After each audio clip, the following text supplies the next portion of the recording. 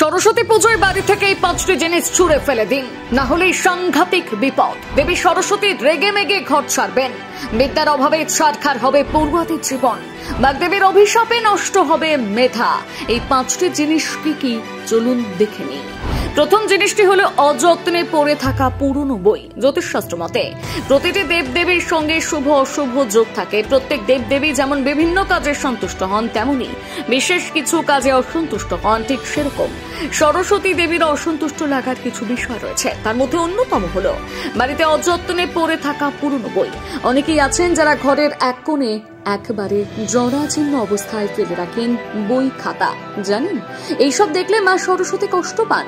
কারণ বিদ্যা এমন একটি জিনিস যার দ্বারা সকলের মধ্যে বিচার বিবেচনা করার ক্ষমতা জাগ্রত হয়। বিদ্যা আছে বলেই আজ মানুষ গোটা বিশ্বকে হাতের মুঠোয় আনতে পেরেছে। যার বিদ্যা নেই তার জীবন অন্ধকার। বিদ্যা হচ্ছে প্রাণীর সমান। দেহে শুধু প্রাণ থাকলে হয় না, জ্ঞান বুদ্ধি থাকতে হয়। এই দুটো জিনিস পাওয়া যায় বিদ্যার মাধ্যমে।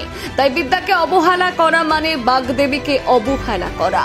তাই আপনাদের যাদের বাড়িতে পুরনো বই খাতা অযত্নে পড়ে আছে সেগুলো বাড়ি থেকে বার করে দিন, না হলে যাদের প্রয়োজন তাদের হাতে তুলে দিন। কিন্তু এইভাবে বিদ্যাকে অবহেলিত করবেন না। দ্বিতীয়ত হলো ভাঙা সরস্বতী দেবীর ছবি।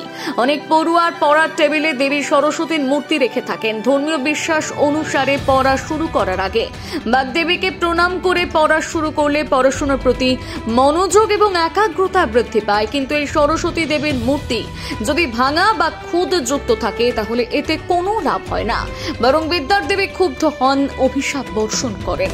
শাস্ত্রীয় মতে ভাঙা সরস্বতীর মূর্তি পুজো করা নিষেধ। এতে করে বাড়িতে অশুভ শক্তির আগমন ঘটে এবং এর চরম প্রভাব গিয়ে পড়ে পড়ুয়াদের ওপর। তাই শীঘ্রই পড়ার টেবিল থেকে ভাঙা সরস্বতীর মূর্তি দূর করুন।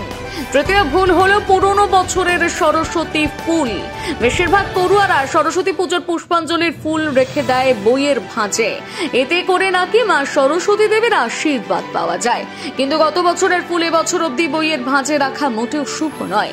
যে কোনো জিনিসের শুভ ফল একটা নির্ধারিত সময় অবধি থাকে, তেমনি এই আশীর্বাদী ফুলের কর্মক্ষমতাও একটা সময় অবধি থাকে। শুধু তাই নয়, অনেক সময় এই ফুল বইয়ের ভাঁজে থাকতে থাকতে শুকিয়ে যায়, আর সেই শুকনো ফুল যেখানে সেখানে পড়ে পদদলিত হয়।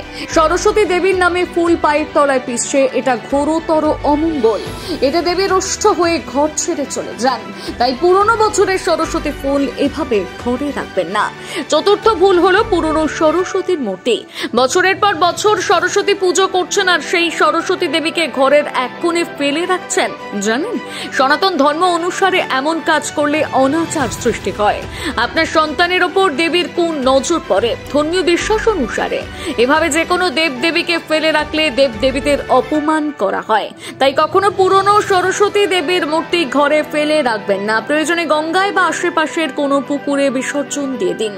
তালিকার শেষ জিনিসটি হলো আগের বছরের দোয়াত। অনেকেই টাকা সাশ্রয়ের ধান্দায় আগের বছরের দোয়াত কিংবা ধান ইত্যাদি সামগ্রী পরের বছর সরস্বতী পুজোর জন্য তুলে রাখেন। এই ভুল কখনোই করবেন না, কারণ একবার যে জিনিসটি দেবীর নামে নিবেদন করা হয়ে গেছে সেই জিনিসটি আবার নিবেদন করা কখনোই যায় না। তাই এই জিনিসগুলো আজই ঘর থেকে বের করুন। আর সবসময় পুজোর জন্য নতুন জিনিস কিনে দেওয়ার যথাসাধ্য চেষ্টা করুন। এতে পুজোর পবিত্রতা বজায় থাকে।